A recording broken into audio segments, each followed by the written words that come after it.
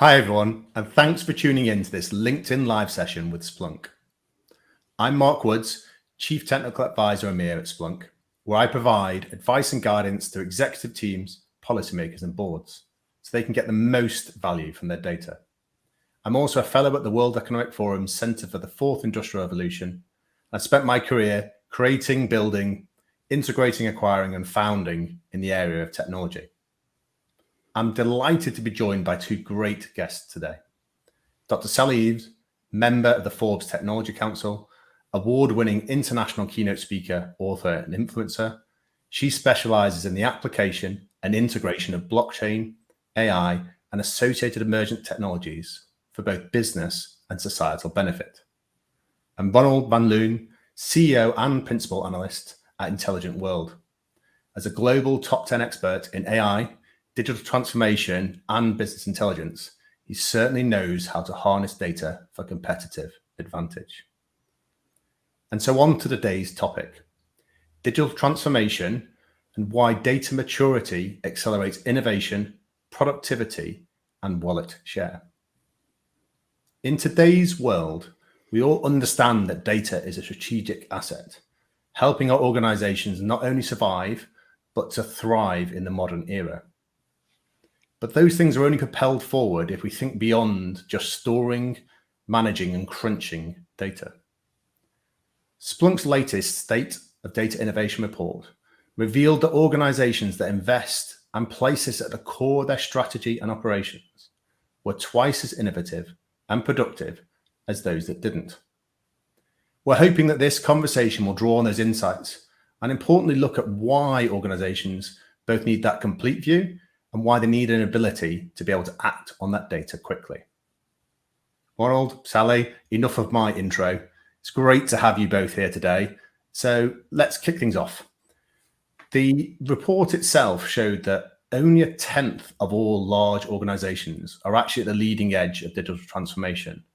And actually barely half had actually even started their journey. So Sally, why do you think that some organizations are starting to lag behind?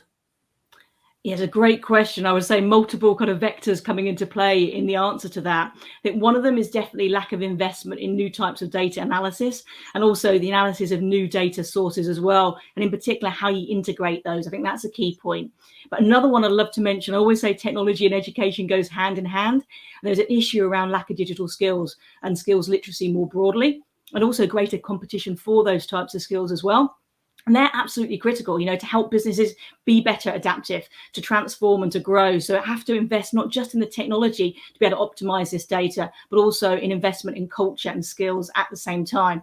Just in the UK, it's about 3 weeks ago, they're saying there's a lack of 3 million skilled people in the UK alone around tech-related careers in this type of area of data management. So it's a huge, huge issue. So we need to look at it across the board. It's not just one area. We need to look at that integrated piece, I would say. And Ronald, for squad of business leaders, why do you think there's this disconnect? I don't think anyone would think it controversial to say that we should think about data strategically. But actually, when it comes to talking about it and doing it, why do you think there's that disconnect at that board level? Yeah, I think on one hand, if we look to digital transformation, data is used to transform digitally, and it's the foundation for it. But it can be quite, I think, a challenging type of landscape for organizations to traverse, and especially now with this pandemic. And we see that many organizations, they are struggling to adopt all these new technologies, struggling with the transition to new ways of working, and they're build a new data-driven culture, as Sally was mentioning. That's quite a challenge. And we see also that quite some business models, especially with this change in this pandemic right now, they're becoming outdated. So organizations, they are challenged by implementing the technologies that help them to get the most value out of their data. As you mentioned, Mark, data is a strategic asset. And on the other hand, while aligning all the technologies with this greater business goals of the company. So to give an example, organizations need to improve their data quality to achieve the value. And if you look to the report from the State of Data Innovation, as you were referring to, that states that only 39% of the companies they say that data is the quality is known, and the quality of data is your foundation for making any change. If you're having poor quality, the results are poor as well. So I think that's one of the key parts of why companies are struggling with it. And I think one other part is that data analytics strategies, often they are not specific enough. So we see that organizations, they hear all the buzzwords, so they start working with data analytics technologies, they start investing in data and technology, data analytics infrastructure as well. But the data analytics initiatives, they can't scale because they are not really directly related to the goal. So organizations aren't really approaching data and analytics to achieve organizational outcomes to a very specific type of use case that really brings value. And they are thinking more of the technology as a driver for success instead of using the technology to support the organization objectives. And I think that's important if you start thinking and working with data and about your digital transformation, data quality, and working with these use cases that bring value is key to achieve the success. And that's where it often goes wrong. I suppose when you're starting to think about that innovation or changing the business, often what I've seen is those things almost overlap with what you're doing in the business. And it's quite difficult to take that view of actually trying to decouple those two views. There's a difference between running your organization and understanding the organization. And if those become, this is data science and side projects, and this is the things that I have to do day in, day out, unless you've thought about that data innovation strategy and how they sit between them, then actually you have the disconnect. You have the point of, that's a really great idea. Why don't we find out more data points and come back to it? Or a data science project that actually you can't really deploy. Sally, I saw you nodding away there. Absolutely. A couple of things are coming to mind there. So one of them would be about data paradoxes. So adjacent to the report that we're talking about today, there was another one that came out a few weeks beforehand, really complementary, I would say. And that was kind of bringing on the point that managing the data influx, there's kind of an intention, expectation and actualization gap, effectively, that a lot of organizations actually think they're further along the journey than they actually are. And when it comes down to it, there's these paradoxes with, for example, wanting more and more data, but not having that infrastructure and architecture in place, and particularly coming down to points of integration. So we've got, the 5 V's effectively, isn't it, in terms of volume, veracity, velocity, for example. But to get to that value point that Ronald was particularly talking about there are many steps along that way. And it's like the foundational pillars haven't always been put in place. The other thing I would say is, as well as data quality that Ronald was talking about there, is the visibility as well. Getting that data to the right people at the right point, and making sure, going back to skills investment, that we're doing that for non-tech facing roles as well. Every role is a data literate role today, and we need to make sure we're supporting that across the board as well. So there's just many different pillars to this particular point, I think. And you need to look at that holistic point, but also integrate it together as well. And when it comes to some of those strategies, I suppose from my perspective, it's always working with those functional teams, the operational teams that actually are going to generate some of those data. Now, traditionally, we've worked in those areas that are highly literate in those areas. So your IT function. But actually, I agree, Sally, if you can't enable those same functional teams that may be service focused, maybe product focused, maybe the improvement focused teams with a similar fabric, with a similar way of accessing it, then you start to have that disconnect. But I suppose I see in leadership that there's either one of two strategies: that I will leave it to my smart people and they will build something and I'll look to where I scale, or the big bang approach of I'll build it and people will come. And neither one of those seems to be that effective when it's put into place at the left or right of arc. Ronald, how do you think you kind of pick your way between those two paths to almost come up with the right tools and the right strategies for leaders to get to those positive outcomes? Yeah, if you look to leaders, the data innovators, at least that's how I look to most of the leaders, they often are using, I think, advanced analytics and reduce the bias in decision making, and they use it to improve the forecasting that's based upon the real world type of outcomes, instead of just relying on the gut feeling, on the experience from the people.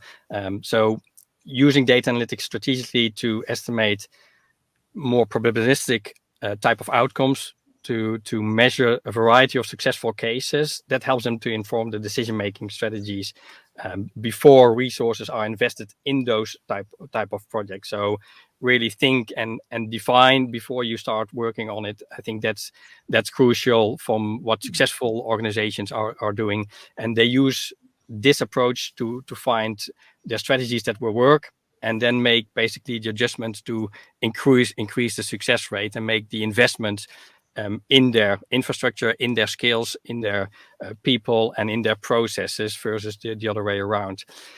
So I think that's quite important. And what we see as well is that these type of organizations, they're using data analytics to discover different things like growth opportunities that impact the customers, impact the customer experience, impact new product type of developments, and creating the new service and applications. So using data for really practical innovation on a daily basis. So make it practical, and based upon this, you can move step by step ahead and improve your data strategies, but also your outcomes. Well, I often sit down and when I'm talking with leaders, talk about thinking about the foundations and the appropriate foundations for what you're trying to achieve. Because actually, sometimes you are going to need that upfront investment. If your goal is to fundamentally change something or to be quite expansive, you wouldn't build a huge mansion and yet have a tiny little concrete pad.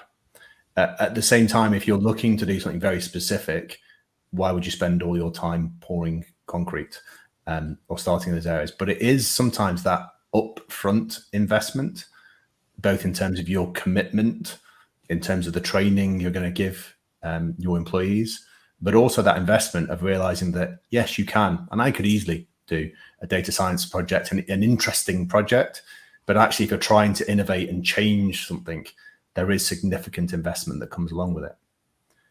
Sally, how do you think from the sort of enabling people side, because lots of this is fairly tech heavy in places, how do we start to bridge some of that gap? And especially in a leadership position, how do you start to bridge some of that gap to make sure that you almost don't separate the business or the organization operating in one way and the technologist operating another?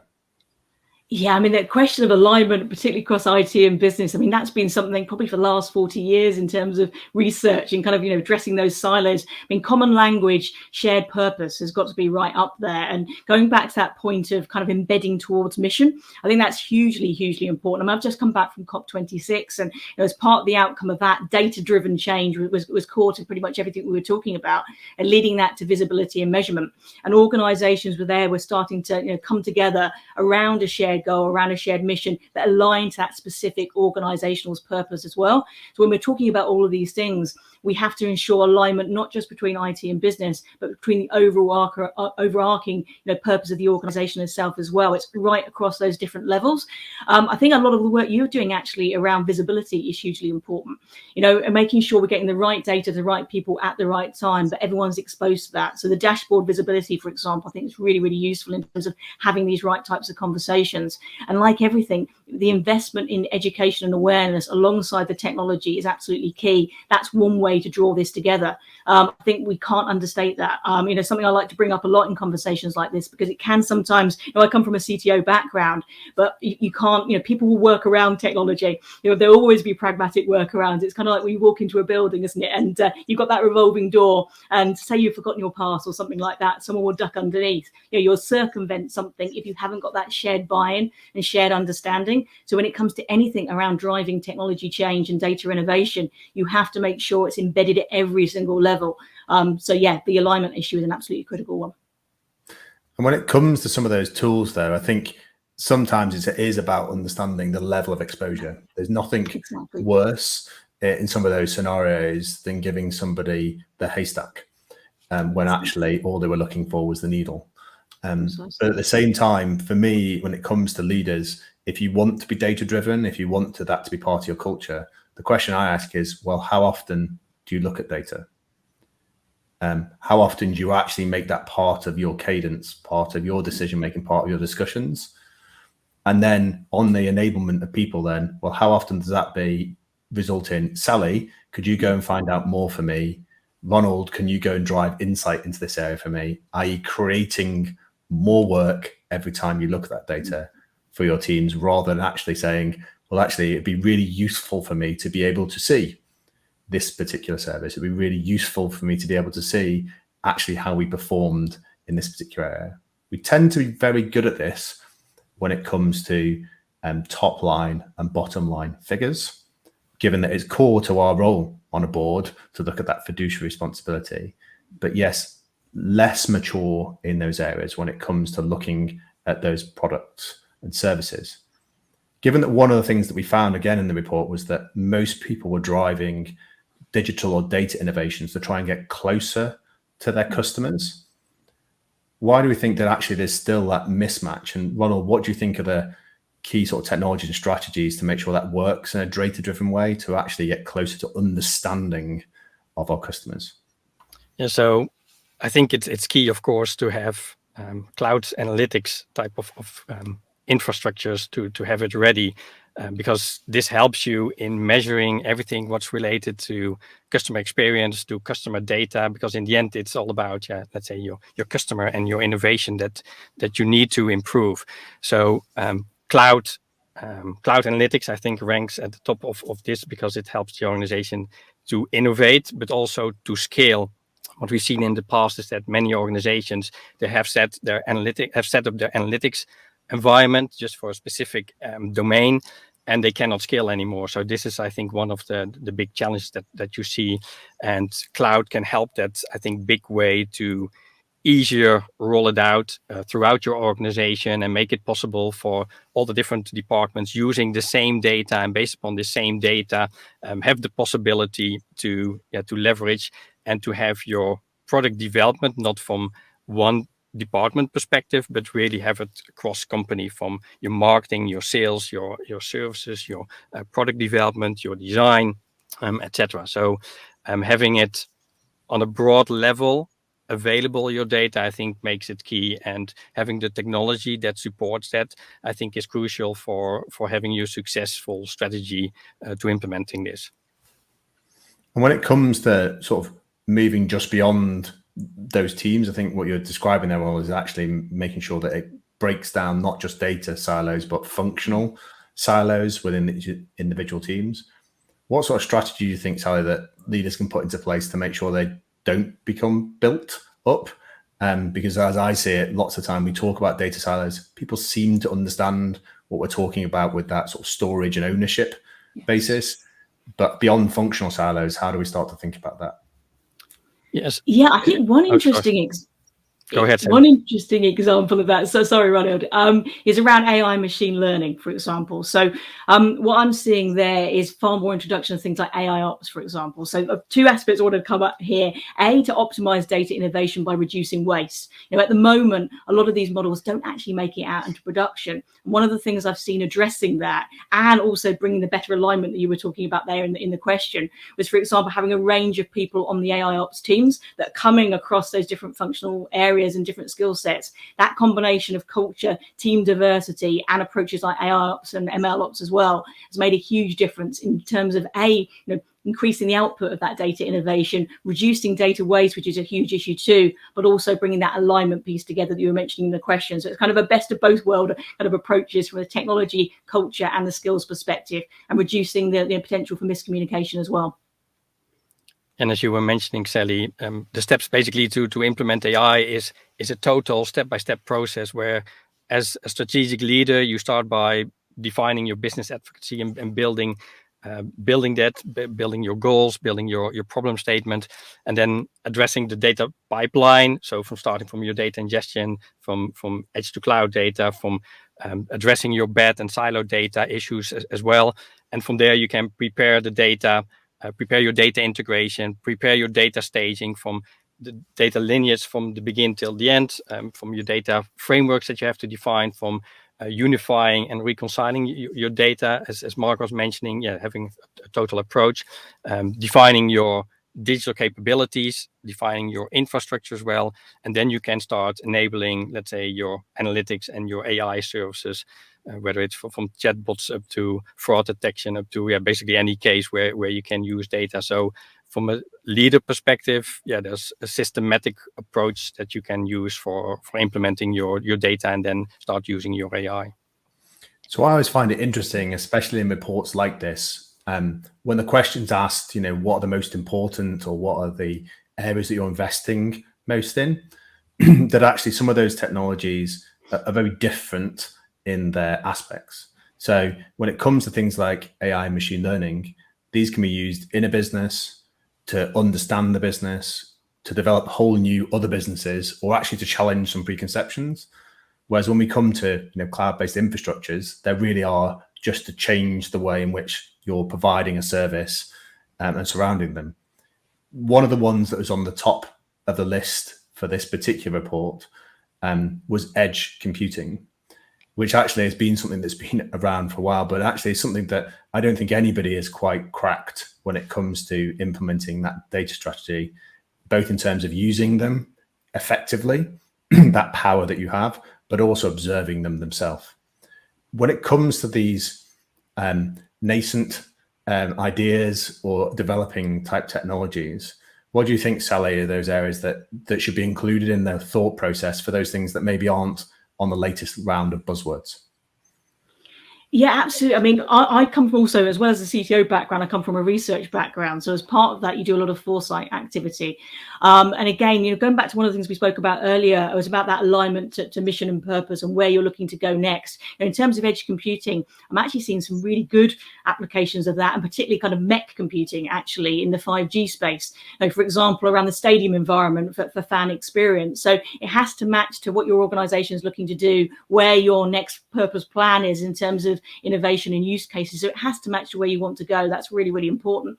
But making sure you're doing that investment planning into where you want to go next, making sure you're listening. There's been so much, going back to the rate of change we've experienced over the last 18 months. We've never seen such a time where not just behaviors have changed, but expectations have changed too. And not just consumers, also employee expectations have changed. We've seen the art of the possible made real in many, many cases. And the expectations have changed about how we can do things more quickly and having that seamless experience, whether we're using product or service or device at home, on the move, going back to the ingestion point, or in an office traditional environment. So these sort of things have all changed. We're in this age of convergence across different technologies. So I think that's going to be an interesting point going back to the research as well. I know that's going to split into things like, cloud analytics and edge, machine learning, etc. But also I'm interested to see where this takes it next as these things converge together more and not just treating them in those separate entities. I think that's another area to look at this as we go forward. And if you were providing just a few things to focus on, so from the discussions we've been having today, it's been fairly broad. But actually, if it was to look at those data leaders, for those organizational leaders that are really trying to drive it forward to the next step, what would be your top 2 recommendations, Ronald? I think one of the key items, and especially it's not for the beginners, it's really for the companies that already started with it. Business leaders really have to look, I think, to external data, which can bring them to the next level. So you can think about rapid expansion and fragmented nature of external data, which is sometimes a challenge. Analyzing the quality of that data.